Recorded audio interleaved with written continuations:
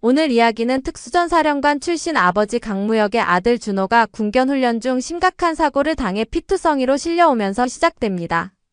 단순 사고라던 부대 보고와 달리 혹시 누군가 의도적으로 방치한 건 아닐까요?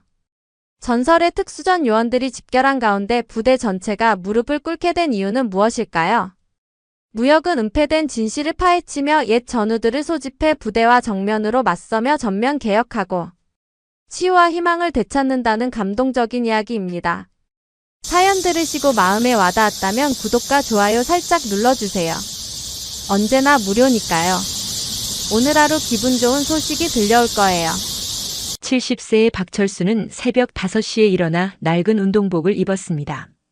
가슴팍에는 바렌 특수전 사령부 마크가 새겨진 티셔츠였습니다. 50년 넘게 몸에 밴 습관이었습니다. 베트남 전쟁에서 돌아온 이후 단 하루도 빠뜨린 적 없는 새벽 운동이었습니다. 거실 벽에는 젊은 시절 철수의 사진들이 걸려 있었습니다. 베트남 전쟁 당시 특수부대 복장을 한 20살의 철수가 전우들과 함께 찍은 사진, 특수전 사령부 창설 멤버로 참여했을 때의 사진, 그리고 준장 계급장을 달고 부하들과 함께 찍은 퇴역식 사진까지 한 사람의 군인 인생이 고스란히 담겨 있었습니다. 아버지, 또 나가세요? 아들 박민수가 군복을 입고 나오며 말했습니다. 28살의 민수는 아버지를 닮아 키가 크고 건장했습니다. 오늘은 부대 복귀하는 날인데 좀 쉬시죠. 군인이 몸 관리 안 하면 어떡해? 철수가 운동화 끈을 매며 대답했습니다. 너도 부대에서 제대로 하고 있냐? 군견들이 말 안 들으면 위험하다고 했잖아. 당연하죠. 아버지 아들인데. 민수가 자랑스럽게 말했습니다. 이번에 새로 온 벨기에 셰퍼드가 좀 사나운데 제가 길들이고 있어요. 박철수는 예비역 육군 준장이었습니다. 1970년 베트남 전쟁에 특수부대 하사로 참전했고 그 후 특수전 사령부에서 30년을 복무하며 수많은 후배들을 키워냈습니다. 군에서는 철수 형님이라고 불리며 전설적인 인물로 통했습니다. 특히 그가 훈련시킨 제자들은 지금 군 곳곳에서 중요한 직책을 맡고 있었습니다. 민수야, 부대에서 조심해라. 철수가 아들의 어깨에 상처투성이인 손을 올렸습니다. 베트남 전쟁 당시 포탄 파편에 맞아 생긴 흉터들이었습니다. 군견부대라는 게 위험할 수 있으니까. 특히 사나운 개들은 더욱 조심하고. 걱정 마세요. 저도 아버지처럼 강한 군인이 될 거예요. 민수가 환하게 웃었습니다. 부대장님도 아버지를 많이 존경한다고 하시던데요. 부대장이 누구야? 철수가 궁금해했습니다. 김정은 대령이요. 아버지 제자라고 하시던데. 민수가 대답했습니다. 철수는 깜짝 놀랐습니다. 김정은? 정훈이가 벌써 대령이 됐나? 네, 아시는 분이에요. 그럼 내가 특수전 사령부에서 직접 키운 놈이지. 철수가 반가워했습니다. 어릴 때 정말 말 안 듣는 녀석이었는데 이제 부대장까지 됐구나. 민수는 현재 육군 중위로 경기도 소재 군견훈련소에서 복무하고 있었습니다. 아버지의 영향으로 어릴 때부터 군인이 되는 것이 꿈이었고 드디어 그 꿈을 이루고 있었습니다. 하지만 요즘 부대 분위기가 좀 이상했습니다. 부대장인 김정은 대령이 지나치게 엄격하고 특히 군견 훈련 과정에서 안전수칙을 소홀히 하는 경우가 많았습니다. 철수는 아들을 배웅하며 뿌듯함을 느꼈습니다. 자신의 뒤를 이어 군인이 된 아들이 자랑스러웠습니다. 특히 자신의 제자가 아들의 상관이라니 더욱 안심이 되었습니다. 정훈이한테 잘 보이려고 하지 마. 철수가 당부했습니다. 그냥 성실하게 하면 돼. 내 아들이라고 특별 대우 받으려고 하면 안 된다. 알겠습니다. 민수가 경례를 하며 집을 나섰습니다. 철수는 아들의 뒷모습을 바라보며 과거를 회상했습니다. 베트남 정글에서 함께 죽을 고비를 넘겼던 전우들, 특수전 사령부에서 밤낮으로 훈련시켰던 제자들. 그 중에는 지금 사단장, 군단장까지 올라간 사람들도 있었습니다. 김정은도 그런 제자 중 하나였습니다. 세월 참 빠르다. 철수가 혼잣말을 했습니다. 내가 훈련시킨 놈이 이제 부대장이라니. 그는 여전히 건강했고 정신도 또렷했습니다. 매일 새벽 운동을 하고 오후에는 근처 도서관에서 군사 관련 서적을 읽었습니다. 저녁에는 가끔 옛 전우들이나 제자들과 만나 회포를 풀었습니다. 평범하지만 만족스러운 노년이었습니다. 점심때 철수는 근처 한식당에서 동년배 친구들과 만났습니다. 모두 베트남 전쟁 참전 용사들이었습니다.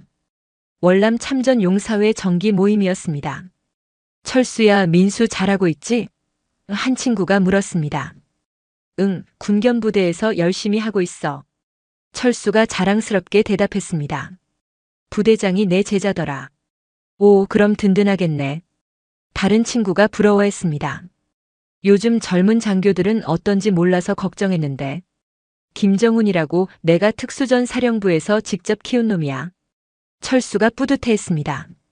친구들은 각자의 자식들 이야기를 했습니다. 성공한 자식들도 있고 걱정되는 자식들도 있었습니다. 하지만 철수는 민수에 대해서는 전혀 걱정이 없었습니다. 착하고 성실한 아들이었고 게다가 자신의 제자가 돌봐주고 있으니까요. 저녁에 집에 돌아온 철수는 아내와 함께 TV를 봤습니다. 뉴스에서는 요즘 젊은 군인들의 복무 환경이 많이 좋아졌다고 했습니다. 철수는 흐뭇하게 웃었습니다. 우리 때보다 훨씬 좋아졌네. 철수가 말했습니다. 예전엔 정말 혹독했는데 그래도 여전히 위험하긴 하잖아. 아내가 걱정스럽게 말했습니다. 군견한테 물리면 큰일 나는 거 아니야? 뭐 어쩌겠어. 군인이니까. 철수가 담담하게 답했습니다. 게다가 정훈이가 있으니까 걱정 없어. 그날 밤 철수는 평소와 같이 잠자리에 들었습니다. 베트남 전쟁 당시 입은 다리 부상 때문에 가끔 아팠지만 진통제를 먹고 잠들었습니다. 내일도 새벽 운동을 하고 평범한 하루를 보낼 계획이었습니다. 아직 모르고 있었습니다. 내일부터 그의 인생이 완전히 바뀔 거라는 것을, 그리고 자신이 그토록 믿었던 제자 김정훈이 어떤 인간인지 알게 될 거라는 것을. 다음 날 오후 2시 박철수는 평소처럼 근처 도서관에서 군사학 서적을 읽고 있었습니다. 조용한 독서실에서 베트남 전쟁사를 다시 한번 정리하고 있던 중이었습니다. 그때 핸드폰이 요란하게 울렸습니다. 여보세요? 철수가 작은 목소리로 전화를 받았습니다.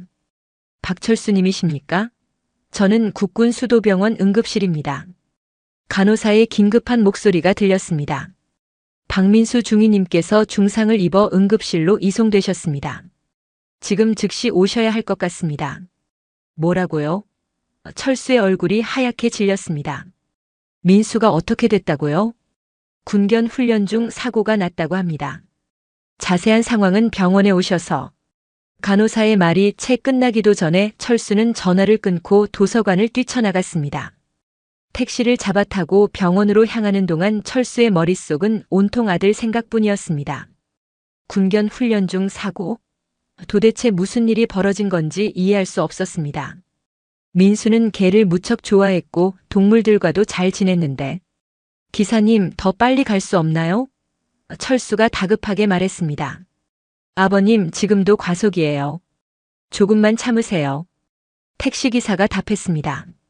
병원에 도착한 철수는 응급실로 뛰어들어갔습니다. 접수대에서 민수의 상황을 물어보니 중환자실에 있다고 했습니다. 철수는 엘리베이터를 타고 중환자실로 올라갔습니다. 중환자실 앞에는 군복을 입은 장교들이 서 있었습니다. 그 중에서 대령 계급장을 단 남자가 철수를 알아보고 다가왔습니다. 춘장님, 김정훈 대령이 급히 경례를 했습니다. 오시는 길에 고생 많으셨습니다. 정훈아, 민수는 어떻게 된 거야? 철수가 다급하게 물었습니다. 군견한테 물렸다는데 얼마나 심한 거야? 김정훈의 표정이 어두워졌습니다. 그게 상당히 심각합니다. 벨기에 셰퍼드에게 목과 팔 부위를 심하게 물려서 지금 수술 중입니다. 수술? 철수의 다리에 힘이 빠졌습니다. 얼마나 심하면 수술까지? 준장님, 일단 앉으세요. 김정훈이 철수를 의자로 안내했습니다. 담당 의사가 곧 나와서 설명드릴 겁니다. 철수는 의자에 앉으며 김정훈을 자세히 보았습니다. 예전에 자신이 훈련시킬 때는 정말 순수하고 열정적인 청년이었는데 지금은 뭔가 달라 보였습니다. 눈빛이 차갑고 계산적이었습니다. 정훈아, 정확히 어떻게 된 거야? 철수가 추궁했습니다. 민수가 군견 다루는 건 원래 잘했는데. 그게. 김정훈이 말을 흐렸습니다.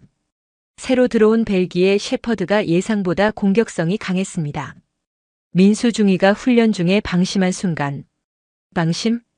철수의 목소리가 높아졌습니다. 민수가 언제 방심을 해? 그 애는 어릴 때부터 개들과 잘 지냈다고. 김정훈이 당황하는 모습을 보였습니다. 아, 그게 아니라. 사실은 군견이 갑자기 흥분 상태가 되어서. 갑자기 흥분? 철수가 의심스러운 눈으로 김정훈을 바라봤습니다. 군견이 갑자기 흥분할 이유가 뭐야? 평소에 관리를 제대로 안 했나? 그때 수술실 문이 열리며 의사가 나왔습니다.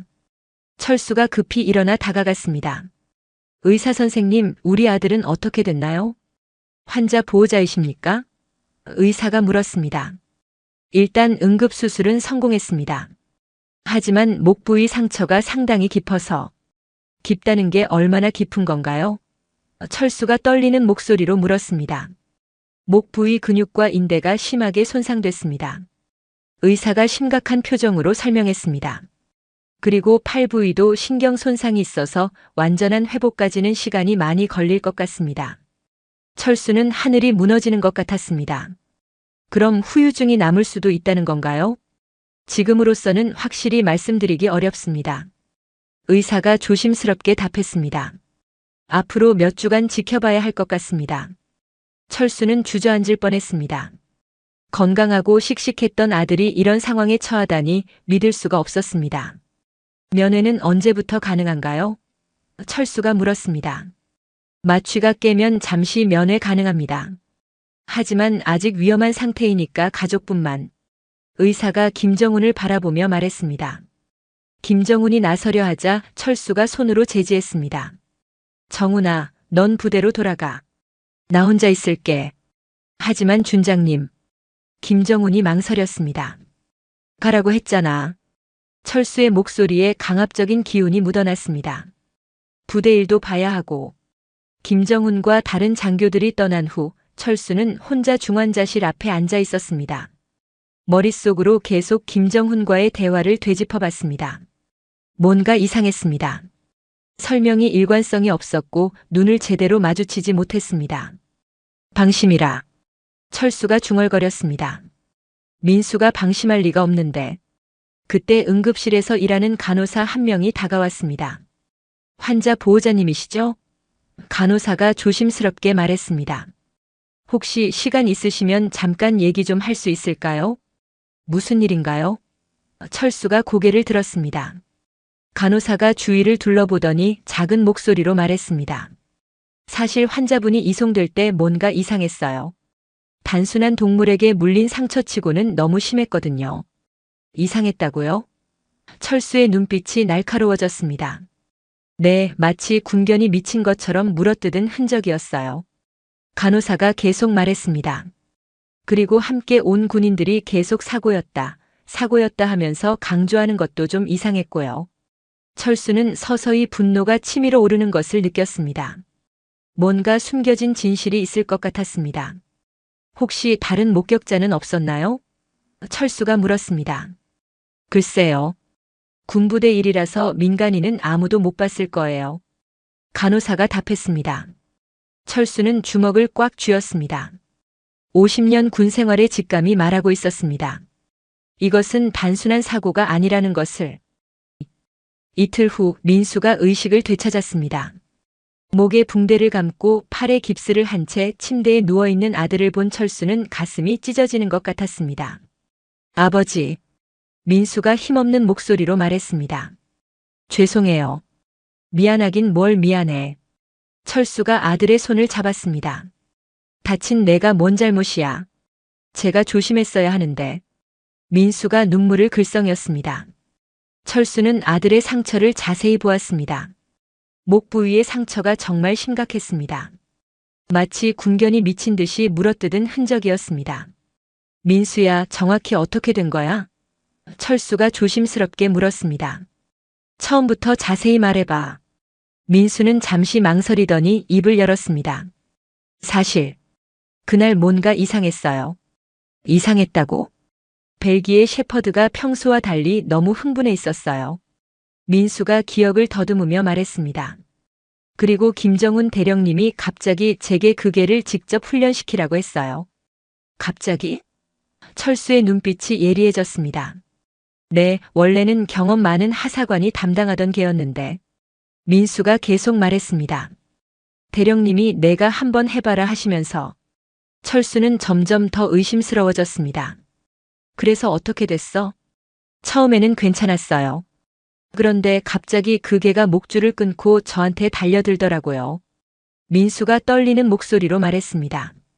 마치 미친 것처럼. 목줄을 끊었다고. 철수가 깜짝 놀랐습니다. 군견 목줄이 그렇게 쉽게 끊어져? 저도 이상했어요. 새 것이었는데. 민수가 고개를 저었습니다.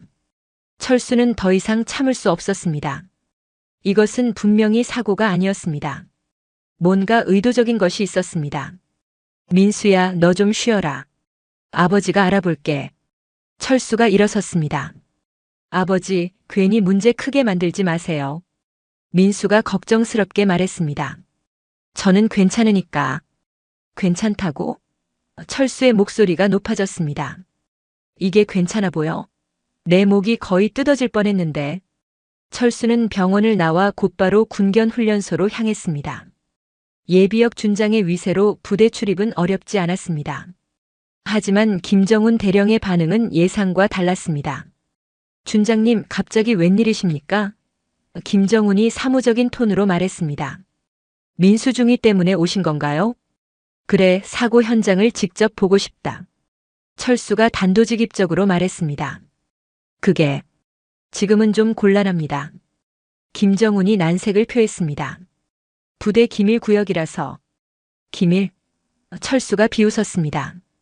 군견 훈련장이 무슨 기밀이야? 요즘 보안이 강화되어서요. 김정훈이 변명했습니다. 상부 지시입니다. 철수는 김정훈의 태도에서 확신을 얻었습니다. 분명히 숨기는 것이 있었습니다. 정훈아, 나한테 거짓말하는 거야? 철수가 위압적으로 물었습니다. 거짓말이라뇨? 김정훈이 당황했습니다. 저는 그냥 규정을 따르는 거예요. 규정? 철수가 냉소했습니다. 내가 너를 어떻게 키웠는데 지금 나한테 규정 타령이야? 김정훈의 표정이 차갑게 변했습니다. 준장님, 지금은 제가 이 부대의 지휘관입니다. 예전과는 다르다고요. 철수는 충격을 받았습니다. 자신이 직접 키운 제자가 이런 식으로 나올 줄은 몰랐습니다. 다르다고? 철수가 믿을 수 없다는 표정을 지었습니다. 정훈아, 내가 이런 놈이었나? 시대가 바뀌었어요. 김정훈이 건방지게 말했습니다. 옛날 방식으로는 안 됩니다. 그때 한 하사관이 다가와서 김정훈에게 뭔가 귓속말을 했습니다. 김정훈의 얼굴이 더욱 굳어졌습니다. 준장님, 오늘은 이만 돌아가시죠. 김정훈이 쫓아내듯 말했습니다. 민수 중위는 저희가 책임지고 처리하겠습니다. 처리? 철수가 화를 냈습니다. 내 아들을 뭘 처리해? 아, 그게 아니라. 김정훈이 말을 바꿨습니다. 치료비나 이런 것들 말이에요. 철수는 더 이상 대화할 의미가 없다고 판단했습니다. 하지만 포기할 생각은 없었습니다. 부대를 나오면서 철수는 한 병사를 불러 세웠습니다. 이등병 계급장을 단 어린 병사였습니다. 야, 잠깐만. 철수가 병사를 불렀습니다. 네, 준장님. 병사가 격려했습니다. 너 박민수 중위 아냐? 철수가 물었습니다. 아, 네. 알고 있습니다. 병사가 대답했습니다. 그날 사고 현장 봤냐? 철수가 직접적으로 물었습니다. 병사는 주위를 두리번거리더니 작은 목소리로 말했습니다. 사실 좀 이상했어요. 어떻게 이상했어? 군견이 그렇게 사나운 개가 아니었거든요. 병사가 조심스럽게 말했습니다. 평소에는 얌전했는데 그날만 갑자기 뭐? 철수가 추궁했습니다. 모르겠어요. 뭔가 약 같은 걸 먹인 것 같기도 하고. 병사가 말을 흐렸습니다. 약? 철수의 눈이 번뜩였습니다. 확실하지는 않아요. 하지만 훈련 전에 사료에 뭔가 섞어서 줬거든요. 병사가 떨리는 목소리로 말했습니다.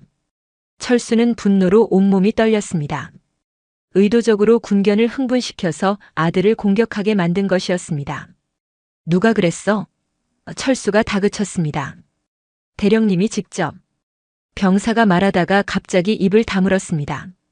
아, 저는 아무것도 못 봤어요. 병사는 겁에 질려 도망가듯 사라졌습니다. 철수는 주먹을 꽉 쥐었습니다. 김정훈이 의도적으로 아들을 해친 것이었습니다. 이 자식이. 철수가 이를 갈았습니다. 철수는 핸드폰을 꺼내서 전화를 걸기 시작했습니다. 베트남 전쟁 전우들, 특수전 사령부 출신 제자들, 아직 현역에 있는 사람들부터 예비역까지 모든 인맥을 동원할 생각이었습니다. 여보세요, 창수야? 나 박철수야. 철수가 첫 번째 전화를 걸었습니다. 긴급한 일이 생겼어. 도움이 필요해. 더 이상 참을 수 없었습니다. 50년 군 생활의 모든 인맥과 영향력을 동원해서라도 진실을 밝혀내고 아들의 원수를 갚을 생각이었습니다.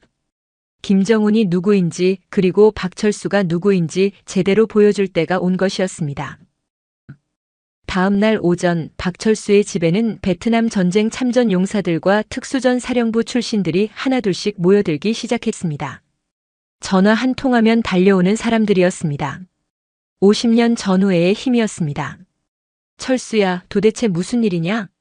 첫 번째로 도착한 이창수 예비역 소장이 물었습니다.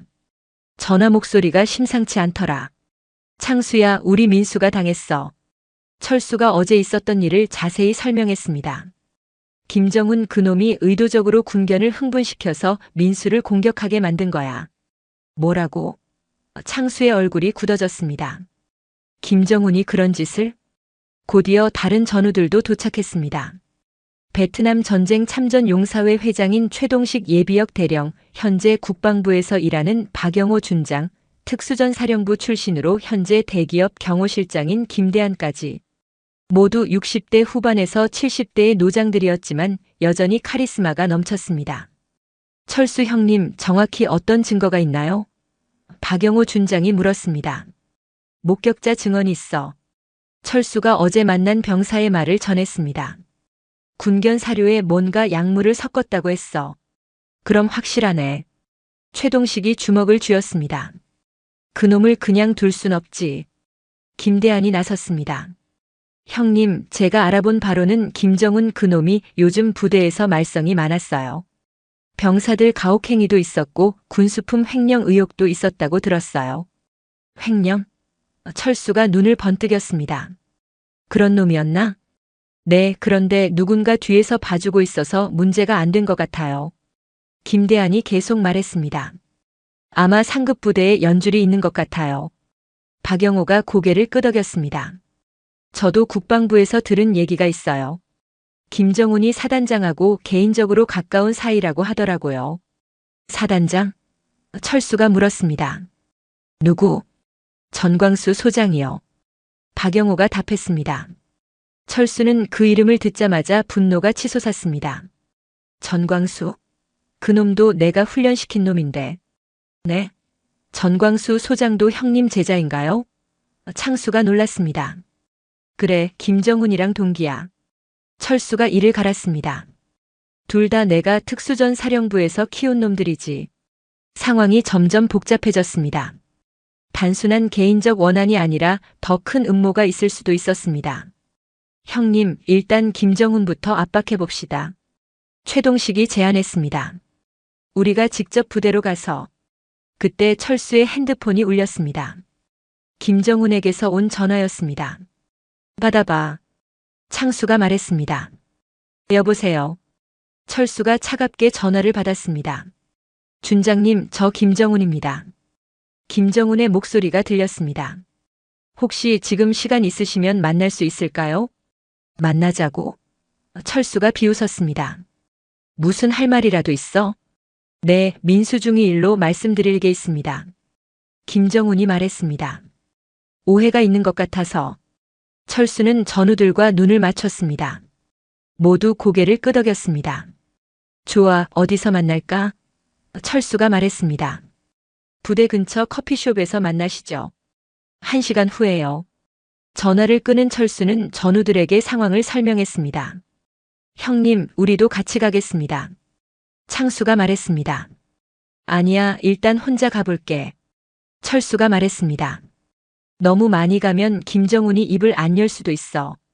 1시간 후 철수는 약속 장소인 커피숍에 도착했습니다. 김정훈이 이미 와서 기다리고 있었습니다. 예전과 달리 피곤해 보였습니다. 준장님 와주셔서 감사합니다. 김정훈이 일어나 인사했습니다. 앉아. 철수가 차갑게 말하며 자리에 앉았습니다. 할 말이 뭐야? 김정훈은 잠시 망설이더니 입을 열었습니다. 민수 중위일. 정말 사고였습니다. 사고? 철수가 코웃음 쳤습니다. 군견 사료에 약물 섞은 것도 사고야? 김정훈의 얼굴이 하얘졌습니다. 그건 어떻게? 내가 바보로 보여? 철수가 테이블을 쳤습니다. 50년 군 생활한 사람을 속일 수 있다고 생각해? 김정훈이 당황하며 변명했습니다. 준장님, 오해입니다. 정말로. 오해? 철수가 일어서며 김정훈의 멱살을 잡았습니다. 내 아들을 거의 죽일 뻔하고 오해라고. 커피숍 안의 사람들이 놀라 쳐다봤습니다. 김정훈은 철수의 기세에 눌려 말을 못했습니다. 정훈아, 마지막으로 묻는다. 철수가 위협적으로 말했습니다. 왜 민수를 해쳤어? 김정훈이 떨리는 목소리로 말했습니다. 저도 어쩔 수 없었어요. 어쩔 수 없었다고. 철수가 더욱 다그쳤습니다. 누가 시켰어? 그때 김정훈의 핸드폰이 울렸습니다. 전화를 받은 김정훈의 표정이 급격히 변했습니다. 네, 알겠습니다. 김정훈이 전화를 끊더니 갑자기 태도가 바뀌었습니다. 준장님, 죄송하지만 더 이상 얘기할 수 없을 것 같습니다. 뭐라고? 철수가 어이없어 했습니다. 그리고 김정훈이 냉소적으로 웃었습니다. 준장님도 조심하셔야 할 것 같네요. 조심하라고? 철수가 화를 냈습니다. 내가 지금 나를 협박하는 거야? 협박이 아니라 충고입니다. 김정훈이 일어서며 말했습니다. 예전이랑 지금은 다르다고요. 권력의 중심이 바뀌었어요. 김정훈이 나가려 하자 철수가 팔을 붙잡았습니다. 야, 끝까지 얘기해. 손 떼세요. 김정훈이 철수의 손을 뿌리쳤습니다. 지금은 제가 현역이고 준장님은 예비역이에요. 더 이상 제 상관이 아니라고요. 철수는 충격을 받았습니다. 자신이 직접 키운 제자가 이런 식으로 나올 줄은 몰랐습니다. 김정훈이 나가면서 마지막으로 말했습니다. 민수 중위는 조용히 전역시킬 겁니다. 더 이상 문제 일으키지 마세요. 혼자 남은 철수는 분노로 온몸이 떨렸습니다. 하지만 동시에 김정훈의 마지막 말에서 더 큰 음모를 느꼈습니다. 단순한 개인적 원한이 아니라 조직적인 것이 있었습니다. 철수는 핸드폰을 꺼내 전우들에게 전화했습니다. 창수야, 본격적으로 시작하자. 이놈들이 만만하게 보나 봐. 이틀 후 박철수와 전우들은 본격적인 대응에 나섰습니다. 박영호 준장이 국방부 인맥을 통해 김정훈에 대한 감사를 요청했고 최동식이 참전용사회 차원에서 공식 항의를 제기했습니다. 50년간 쌓아온 인맥과 영향력을 총동원한 것이었습니다. 하지만 예상과 달리 상황은 오히려 악화되었습니다. 철수야, 큰일 났어. 박영호가 급하게 전화를 걸어왔습니다. 국방부에서 우리 움직임을 다 알고 있어. 뭐라고? 철수가 놀랐습니다. 김정훈이 먼저 보고서를 올렸어. 민수가 규정 위반으로 사고를 냈다고 하면서 우리가 압력을 넣어서 무마하려 한다고 했어. 철수는 멘탈이 무너지는 것을 느꼈습니다. 그럼 우리가 오히려 가해자가 된다는 거야? 그뿐만 아니야. 박영호의 목소리가 더욱 심각해졌습니다. 민수 전역 처리가 이미 진행되고 있어. 의가사 전역으로. 의가사 전역? 철수가 소리쳤습니다. 그럼 민수군 경력에 5점이 남는 거잖아. 그날 저녁 더 충격적인 소식이 들려왔습니다. 최동식이 다급하게 철수의 집으로 찾아왔습니다. 철수야, 참전 용사회에서 큰 문제가 생겼어. 최동식의 얼굴이 창백했습니다. 무슨 문제? 회장 선거에서 나를 견제하려는 세력들이 이 일을 빌미로 삼고 있어. 최동식이 한숨을 쉬었습니다. 내가 개인적 원한으로 참전용사회를 이용한다고 공격하고 있어. 철수는 충격을 받았습니다. 그럼 너까지 피해를 보는 거야? 그게 문제가 아니야. 최동식이 심각하게 말했습니다. 참전용사회 내부에서 분열이 일어나고 있어. 일부 사람들이 이제는 젊은 세대에게 맡겨야 한다면서 우리를 밀어내려고 해. 상황은 점점 더 악화되었습니다. 다음 날 아침 김대한에게서도 나쁜 소식이 들려왔습니다. 형님, 제가 회사에서 큰 문제가 생겼어요. 김대한이 전화로 말했습니다. 갑자기 내부 감사가 들어왔는데 제가 회사 자원을 개인적으로 이용했다는 의혹을 제기하고 있어요. 뭐? 철수가 어이없어 했습니다. 이번에 형님 일로 제가 회사 정보망을 이용해서 김정은 조사한 것 때문인 것 같아요. 김대한의 목소리가 떨렸습니다. 자칫하면 저 해고될 수도 있어요. 철수는 상황의 심각성을 깨달았습니다. 자신을 도우려던 전우들이 모두 피해를 보고 있었습니다. 그날 오후 가장 충격적인 소식이 들려왔습니다. 이창수가 급히 달려와 말했습니다. 철수야, 민수한테 무슨 일이 생겼어? 뭐라고? 철수가 벌떡 일어났습니다. 병원에서 연락이 왔어. 민수가 갑자기 고열이 나면서 상태가 악화됐다고 해. 철수는 급히 병원으로 달려갔습니다. 중환자실에서 민수는 고열에 시달리며 의식을 잃은 상태였습니다. 어떻게 된 거예요? 철수가 의사에게 다급하게 물었습니다. 상처 부위에 감염이 발생했습니다. 의사가 심각한 표정으로 말했습니다. 항생제 내성균인 것 같아서 치료가 쉽지 않을 것 같습니다. 항생제 내성균? 철수가 놀랐습니다. 그런 게 어떻게? 아마 초기 치료 과정에서 문제가 있었던 것 같습니다. 의사가 말했습니다. 지금 상태로는 의사가 말을 흐렸습니다. 철수는 최악의 상황을 예감했습니다. 그때 병원 복도에서 익숙한 목소리가 들렸습니다. 안 됐네, 정말. 돌아보니 김정은이 서 있었습니다. 그런데 혼자가 아니었습니다. 옆에는 전광수 소장이 함께 있었습니다. 전광수? 철수가 믿을 수 없다는 표정을 지었습니다. 너도 왔나? 준장님, 오랜만입니다. 전광수가 형식적으로 인사했습니다. 민수중이 상태가 어떤가요? 철수는 전광수의 차가운 태도에서 뭔가 이상함을 느꼈습니다. 광수야, 너마저. 준장님. 전광수가 철수의 말을 자르며 말했습니다. 이제 그만 포기하시는 게 어떨까요? 포기? 철수가 어이없어 했습니다. 뭘 포기하라고? 헛된 희망 말이에요. 김정은이 냉소적으로 웃으며 끼어들었습니다. 시대가 바뀌었다고 했잖아요. 전광수가 나섰습니다. 준장님, 사실을 말씀드리죠. 민수중이 사건은 우연한 사고가 아니었습니다. 뭐라고? 철수가 충격을 받았습니다. 계획된 일이었어요.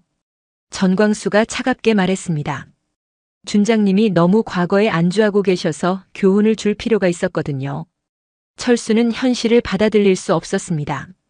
광수야, 내가 왜? 왜냐고요? 전광수가 비웃었습니다. 준장님은 아직도 모르시는군요. 우리가 왜 준장님의 제자가 되었는지. 김정은이 설명했습니다. 처음부터 계획이었어요. 준장님 같은 꼰대들을 견제하기 위해서 가까이 다가간 거죠. 그럼 지금까지. 철수가 말을 잇지 못했습니다. 다 거짓말이었어요. 전광수가 단호하게 말했습니다. 사제지간이라는 것도 존경한다는 것도 다 가짜였어요. 철수는 50년간 믿어왔던 모든 것이 무너지는 것을 느꼈습니다. 자신이 키운 제자들이 배신자였다는 사실, 그리고 아들이 당한 일이 자신에 대한 복수였다는 사실에 절망했습니다. 그럼 민수는? 철수가 떨리는 목소리로 물었습니다. 죄송하지만 회복은 어려울 것 같네요. 김정은이 잔인하게 말했습니다. 감염이 너무 심해서. 그리고 준장님도 조심하세요. 전광수가 협박했습니다. 더 이상 문제 일으키면 준장님한테도 안 좋은 일이 생길 수 있어요. 둘이 떠난 후 철수는 병실 바깥에서 무너져 내렸습니다. 아들은 죽어가고 있고 평생 믿었던 제자들은 배신자였고 도우려던 전우들은 피해를 보고 있었습니다. 모든 것이 무너져 내리고 있었습니다. 내가 무엇을 잘못했단 말인가? 철수가 절망적으로 중얼거렸습니다. 하지만 아직 끝이 아니었습니다. 더 큰 시련이 기다리고 있었습니다. 박철수는 병실에서 며칠을 보내며 절망에 빠져 있었습니다. 아들은 여전히 위험한 상태였고 자신을 도우려던 전우들은 모두 곤경에 처했습니다. 50년 군 생활이 한순간에 무너진 것 같았습니다. 그런데 3일째 되는 날 밤 예상치 못한 방문자가 찾아왔습니다. 준장님. 중환자실 밖에서 누군가 조심스럽게 불렀습니다. 철수가 돌아보니 낯익은 얼굴이었습니다. 윤상철 예비역 대령이었습니다. 현재 국정원에서 일하고 있는 철수의 제자 중 하나였습니다. 상철아? 철수가 놀랐습니다. 내가 여기 왜? 준장님 죄송합니다.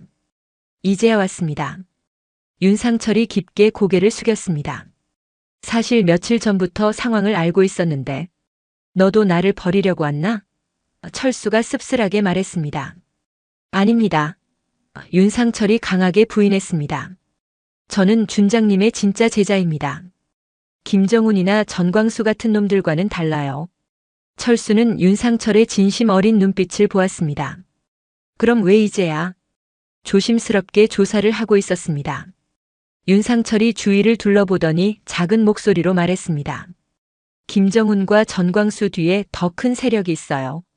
더 큰 세력? 철수가 놀랐습니다. 네, 현역 장성급 인사들입니다. 윤상철이 충격적인 내용을 털어놓았습니다. 베트남 전쟁 참전 용사들과 특수전 사령부 출신들의 영향력을 견제하려는 세력이에요. 철수는 상황의 심각성을 깨달았습니다.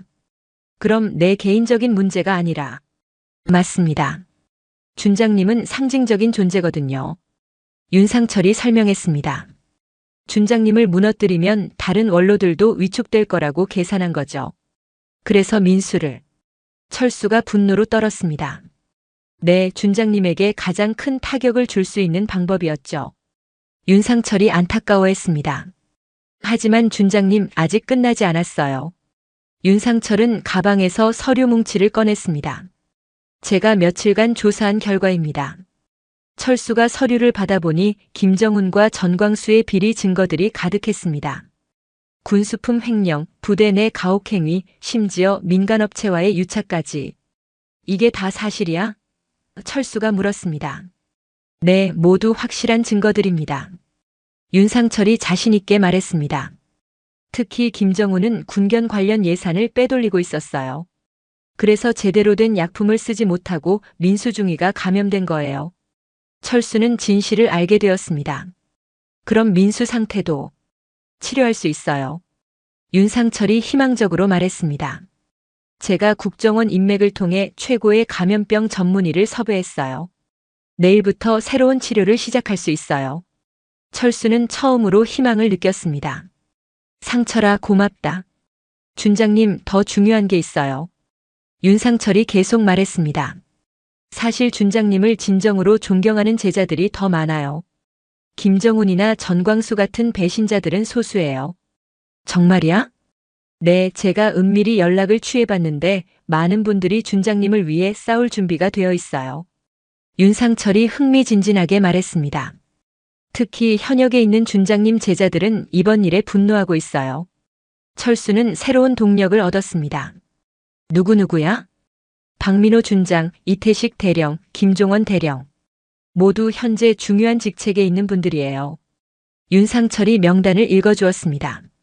그리고 청와대에도 준장님 제자가 있어요. 청와대? 네, 국가안보실에서 일하는 송재훈 부장입니다. 윤상철이 웃으며 말했습니다. 그분이 이번 일을 매우 심각하게 보고 있어요. 철수는 점점 더 힘을 얻었습니다. 자신이 생각했던 것보다 훨씬 많은 사람들이 자신을 지지하고 있었습니다. 하지만 준장님, 윤상철이 진지해졌습니다. 이번에는 정말 큰 싸움이 될 거예요. 상대방도 만만치 않거든요. 누가 뒤에 있는 거야? 철수가 물었습니다. 합참 차장 황덕규 대장입니다. 윤상철이 충격적인 이름을 말했습니다. 그분이 이번 일의 배후예요. 황덕규? 철수가 그 이름을 떠올렸습니다. 아, 그놈. 아시는 분인가요? 그래, 예전에 내가 특수전 사령부 부사령관일 때 그놈이 참모였어. 철수가 기억을 되살렸습니다. 그때도 권모술수나 부리는 놈이었지. 지금은 합참 차장까지 올라갔어요. 윤상철이 말했습니다. 그리고 차기 합참의장 후보 중 하나라고 하더라고요. 철수는 모든 퍼즐이 맞춰지는 것을 느꼈습니다. 그럼 황덕규가 자신의 정치적 야망을 위해서. 맞습니다. 기존 원로들의 영향력을 차단하고 자신만의 라인을 구축하려는 거죠. 그때 간호사가 와서 민수의 상태가 조금 호전되었다고 알려주었습니다. 새로운 항생제가 효과를 보이기 시작한 것이었습니다. 철수는 아들의 침상 곁에 서서 다짐했습니다. 민수야, 아버지가 반드시 복수해줄게. 그리고 이 기회에 썩어빠진 군 간부들을 다 뿌리 뽑을 거야. 윤상철이 뒤에서 말했습니다. 준장님, 내일부터 반격을 시작하죠. 철수는 고개를 끄덕였습니다. 50년 군 생활의 모든 경험과 인맥, 그리고 베트남 전쟁에서 다져진 불굴의 정신력을 총동원할 때가 온 것이었습니다. 좋아, 이제부터 진짜 전쟁이다. 철수가 결의에 찬 목소리로 말했습니다. 황덕규든 누구든 어떤 놈들인지 보여주자. 철수는 다시 한번 아들을 바라보았습니다. 민수의 얼굴에 약간의 혈색이 돌아오고 있었습니다. 희망이 보이기 시작했습니다. 그리고 복수를 위한 계획도 머릿속에서 구체화되고 있었습니다. 다음 날 오전 박철수의 집에는 이례적인 광경이 펼쳐졌습니다. 현역 장성들과 예비역 원로들이 한자리에 모인 것이었습니다. 윤상철이 은밀히 섭외한 철수의 진짜 제자들이었습니다. 준장님, 박민호 현역 준장이 경례를 하며 들어왔습니다. 늦어서 죄송합니다. 이어서 이태식 대령, 김종원 대령도 차례로 도착했습니다. 그리고 마지막으로 정장을 입은 중년 남성이 들어왔습니다. 송재훈입니다. 그가 공손하게 인사했습니다. 청와대 국가안보실에서 일하고 있습니다. 철수는 감격했습니다. 자신을 진정으로 존경하는 제자들이 이렇게 많이 있었던 것입니다. 다들 고맙다. 철수가 진심으로 말했습니다. 하지만 너희들까지 위험해질 수 있어. 준장님. 박민호가 단호하게 말했습니다. 저희는 준장님께 목숨을 빚진 사람들이에요. 베트남 전쟁 때도 특수전 사령부에서도 항상 저희를 지켜주셨잖아요. 송재훈이 서류를 꺼내며 말했습니다. 준장님, 황덕규 차장의 비리 증거를 더 확보했습니다. 이제 본격적으로 대응할 수 있어요. 그때 윤상철이 급하게 들어왔습니다. 준장님, 큰일입니다. 김정훈이 움직이고 있어요. 뭐라고? 지금 군견부대로 가고 있습니다. 윤상철이 다급하게 말했습니다. 사고 현장의 증거를 인멸하려는 것 같아요. 철수는 벌떡 일어났습니다. 그럼 우리도 가자. 준장님, 저희가 가겠습니다. 박민호가 말했습니다. 현역이 나서는 게 좋을 것 같아요. 하지만 철수는 고개를 저었습니다. 아니야, 내가 직접 가야 해. 이건 개인적인 복수가 아니라 군의 기강을 바로잡는 일이야. 일행은 군견부대로 향했습니다. 도착해보니 김정훈과 전광수가 부대원들을 동원해서 뭔가 작업을 하고 있었습니다. 야, 뭐 하는 거야? 철수가 소리쳤습니다. 김정훈이 돌아보더니 당황했습니다. 준장님, 여기 왜? 증거 인멸하려고? 철수가 다가가며 말했습니다. 그동안 얼마나 많은 비리를 저질렀는지 다 알고 있어. 전광수가 나섰습니다. 준장님, 지금 불법 침입이에요. 물러가세요. 그때 박민호가 자신의 신분증을 보여주며 말했습니다. 국방부 감찰관실 박민호 준장이다. 지금부터 이 부대를 감찰한다. 김정훈과 전광수의 얼굴이 하얗게 변했습니다. 감찰? 그래, 군수품 횡령, 부대 내 가혹행위, 그리고 민수중위 사건까지 전부 조사할 거야. 박민호가 단호하게 말했습니다. 그때 갑자기 차량 한 대가 부대로 들어왔습니다. 황덕규 합참차장이었습니다. 뭔 소동이야? 황덕규가 위압적으로 말했습니다. 박 준장, 내가 여기서 뭐 하는 거야? 박민호가 경례를 했습니다. 차장님, 정당한 감찰 업무입니다. 감찰? 황덕규가 비웃었습니다. 누구 허락받고? 그때 송재훈이 나섰습니다. 청와대 국가안보실 지시입니다. 황덕규의 표정이 변했습니다. 청와대? 네, 군 기강 해이 문제가 청와대까지 보고되었습니다. 송재훈이 공문서를 내보였습니다. 대통령께서 직접 지시하셨어요.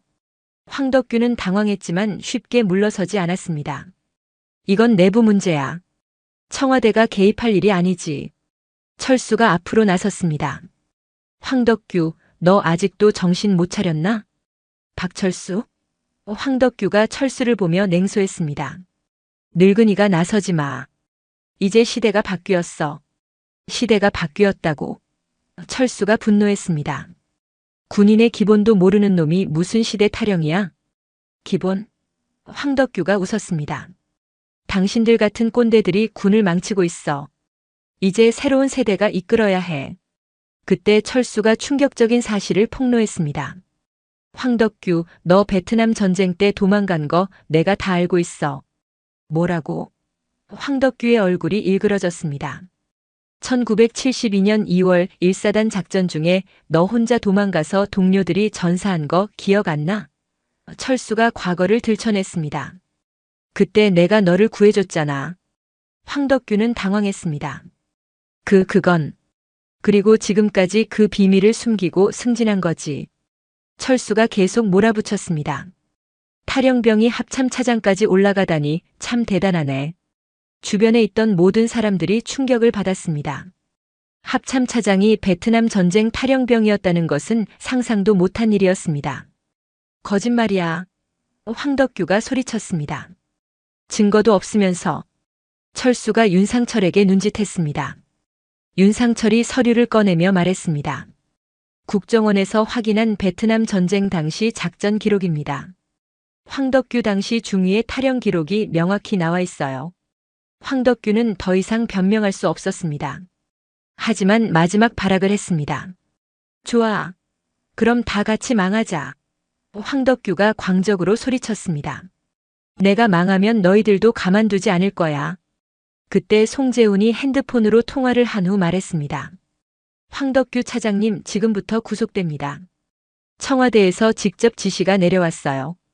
곧이어 헌병들이 나타나서 황덕규를 체포했습니다. 김정훈과 전광수도 함께 연행되었습니다. 이런 일이. 김정훈이 끌려가면서 절규했습니다. 준장님, 저희가 잘못했어요. 하지만 철수는 차갑게 외면했습니다. 이제 와서 후회해도 늦어. 부대는 순식간에 정리되었습니다. 부정부패의 온상이었던 곳이 깨끗하게 청소된 것이었습니다. 철수는 아들이 다쳤던 훈련장을 바라보며 다짐했습니다. 민수야, 아버지가 복수를 해줬다. 이제 안심하고 회복해라. 50년 군 생활의 마지막 전투에서 승리한 순간이었습니다. 2달 후 박민수는 완전히 회복되어 병원에서 퇴원했습니다. 목의 흉터는 남았지만 건강을 되찾았고 오히려 이전보다 더 의지가 강해진 모습이었습니다. 아버지, 저 이제 정말 괜찮아요. 민수가 환하게 웃으며 말했습니다. 오히려 이번 일로 많은 걸 배웠어요. 뭘 배웠어? 철수가 물었습니다. 아버지가 얼마나 대단한 분인지요. 민수가 자랑스럽게 말했습니다. 이번 일로 군 전체가 변했잖아요. 실제로 황덕규 사건 이후 군 조직에는 큰 변화가 일어났습니다. 국방부는 대대적인 감찰을 실시했고 부정부패에 연루된 간부들이 대거 숙청되었습니다. 그리고 베트남 전쟁 참전 용사들과 특수전 사령부 출신들의 영향력이 다시 복원되었습니다. 아버지 덕분에 군이 깨끗해졌어요. 윤상철이 찾아와서 보고했습니다. 새로 부임한 간부들은 모두 깨끗한 사람들이에요. 특히 김정훈이 부대장으로 있던 군견훈련소는 완전히 개편되었습니다. 새로운 부대장으로는 철수의 제자 중 한 명인 정성훈 대령이 부임했습니다. 준장님, 앞으로는 이런 일이 절대 없도록 하겠습니다. 정성훈이 다짐했습니다. 부대를 완전히 새롭게 만들어 보겠어요. 철수는 뿌듯했습니다. 자신의 싸움이 개인적인 복수를 넘어서 군 전체의 개혁으로 이어진 것이었습니다. 한편 김정훈과 전광수는 군법회의에서 유죄 판결을 받고 전역 조치되었습니다. 황덕규는 더 심각한 처벌을 받아 구속되었고 군에서 영구 제명되었습니다. 준장님, 법정에서 김정훈이 마지막으로 외쳤습니다. 정말 죄송했습니다. 제가 미쳤었어요. 하지만 철수는 돌아보지도 않았습니다. 이미 용서할 수 없는 선을 넘은 사람들이었습니다. 이 사건은 언론에도 크게 보도되었습니다. 베트남 전쟁 영웅, 아들 위해 군 부패 척결, 70세 노장군의 마지막 전투 등의 제목으로 연일 화제가 되었습니다. 할아버지 TV에 나왔어요. 민수의 아들 철수의 손자인 10살 박지훈이 신문을 들고 달려왔습니다. 할아버지가 영웅이래요. 철수는 손자를 안아주며 웃었습니다. 영웅은 무슨, 할아버지는 그냥 아빠를 지킨 거야. 하지만 사회적 반향은 상당했습니다. 베트남 전쟁 참전 용사들에 대한 재평가가 이루어졌고 정부는 참전 용사 예우를 대폭 개선하기로 했습니다. 철수야, 내 덕분에 우리 모두가 다시 인정받게 됐어. 이창수가 감격하며 말했습니다. 참전 용사회도 새롭게 출발할 수 있겠어. 최동식도 회장직을 유지하게 되었고 오히려 이전보다 더 큰 지지를 받게 되었습니다. 철수 형님 덕분에 우리가 다시 뭉쳤어요. 그런데 가장 큰 변화는 철수 자신에게 일어났습니다. 이번 사건을 통해 자신이 키운 제자들 중에는 배신자도 있지만 진짜 제자들이 더 많다는 것을 깨달았습니다. 준장님, 박민호가 찾아와서 제안했습니다. 국방부에서 자문위원을 맡아달라고 하네요. 군 개혁 작업에 참여해달라고요. 철수는 고민했습니다. 70세의 나이에 다시 공직에 나서는 것이 맞는지. 아버지 하세요. 민수가 격려했습니다. 아버지 같은 분이 계셔야 군이 바로 서요. 결국 철수는 국방부 군 개혁 자문위원으로 위촉되었습니다. 일주일에 2번씩 국방부에 나가서 후배들에게 조언을 하는 역할이었습니다. 준장님, 요즘 젊은 장교들 교육을 어떻게 해야 할까요? 한 준장이 물었습니다. 기본을 가르쳐야 해. 철수가 답했습니다. 군인의 기본은 국가와 국민을 지키는 거야. 개인의 출세나 이익이 아니라. 철수의 경험과 지혜는 젊은 장교들에게 큰 도움이 되었습니다. 특히 부정부패 척결과 군 기강 확립에 대한 그의 조언은 많은 사람들에게 감동을 주었습니다. 또한 철수는 베트남 전쟁 참전 용사들의 구술사 프로젝트에도 참여했습니다. 전쟁의 참상과 교훈을 후세에 전하는 일이었습니다. 할아버지, 베트남에서 정말 무서웠어요? 손자 지훈이 물었습니다. 무서웠지. 하지만 동료들과 함께 있으니까 견딜 수 있었어. 철수가 답했습니다. 사람은 혼자서는 아무것도 할 수 없어. 믿을 수 있는 동료가 있어야 해. 이번 사건을 통해 철수가 얻은 가장 큰 깨달음이었습니다. 아무리 큰 시련이 와도 진정한 동료들이 있으면 이겨낼 수 있다는 것이었습니다. 아버지, 이제 정말 편히 지내세요. 민수가 말했습니다. 제가 아버지를 잘 모시겠어요. 편히 지내기는 뭘 편히 지내. 철수가 웃었습니다. 아직 할 일이 많아. 너희들 가르치고 손자 교육시키고. 1년 후 철수는 자서전을 출간했습니다. 제목은 마지막 전투 아들을 지킨 아버지의 50년 군 생활이었습니다. 베스트셀러가 되었고 영화로도 제작되었습니다. 시사회에서 철수는 감회가 새로웠습니다. 내 인생이 이렇게 드라마틱했나? 할아버지가 진짜 영웅이에요. 손자 지훈이 자랑스럽게 말했습니다. 철수는 가족들과 제자들에 둘러싸여 행복해했습니다. 50년 군 생활의 마지막을 이렇게 보람차게 마무리할 수 있어서 감사했습니다. 민수야. 철수가 아들에게 말했습니다. 이제 내가 가문의 명예를 지켜야 해. 네, 아버지. 민수가 다짐했습니다. 아버지처럼 올바른 군인이 되겠어요. 저녁 무렵 철수는 집 앞 공원에서 산책을 했습니다. 석양이 아름답게 지고 있었습니다. 50년 전 베트남 정글에서 보았던 석양과는 다른 평화로운 석양이었습니다. 정말 긴 싸움이었구나. 철수가 혼잣말을 했습니다. 하지만 이겼어. 마지막에 이겼어. 그의 얼굴에는 만족스러운 미소가 떠올랐습니다. 아들도 지켰고 군도 바꿨고 후배들도 바른 길로 인도했습니다. 이보다 더 보람찬 인생은 없을 것 같았습니다. 우리가 지켜야 할 것은 군기의 이름을 빌린 폭력이 아니라 사람의 존엄 아닐까요? 사랑하는 가족을 지키기 위해 당신이라면 어디까지 싸울 수 있겠습니까?